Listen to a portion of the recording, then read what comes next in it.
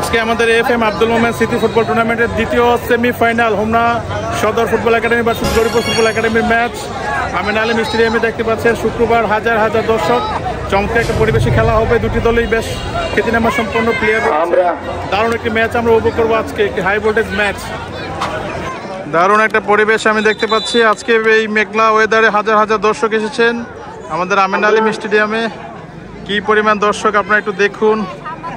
সবাইকে অনেক ধন্যবাদ। প্রচুর দর্শক, এই বৃষ্টি ভেজা মাঠ আমিন আলী স্টেডিয়াম, দুটি দলে হাজার হাজার দর্শক।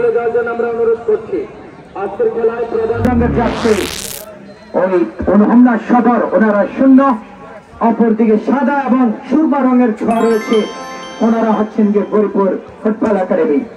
ওখানে শেখনকে আমি বলে থাকি নরসুন্দির 100 বেড়ে তুকুর ফুটবলার আবু বক্করের মতন তিনি একটি হাত পাকা করে রাখেন, সেভাবে তিনি এগিয়ে যান।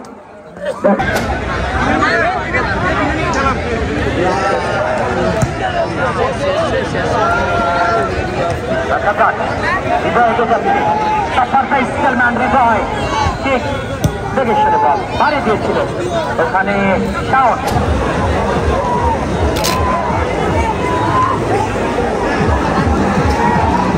গৌরীপুর 1-0 গোলে এগিয়ে গেল। দারুণ একটি মুহূর্ত।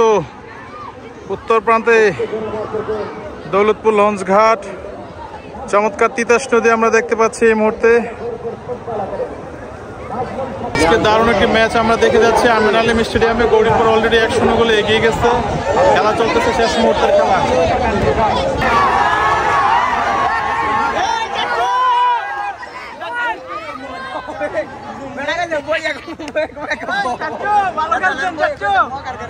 খেলা শেষ হয়ে গেছে, গৌরীপুর জিতে গেছে। 1-0 গোলে গৌরীপুর ফুটবল একাডেমি জিতে গেছে। দারুণ একটি মুহূর্ত আমাদের আমিন আলী স্টেডিয়ামে। অসাধারণ। ফাইনালে দেখা হবে।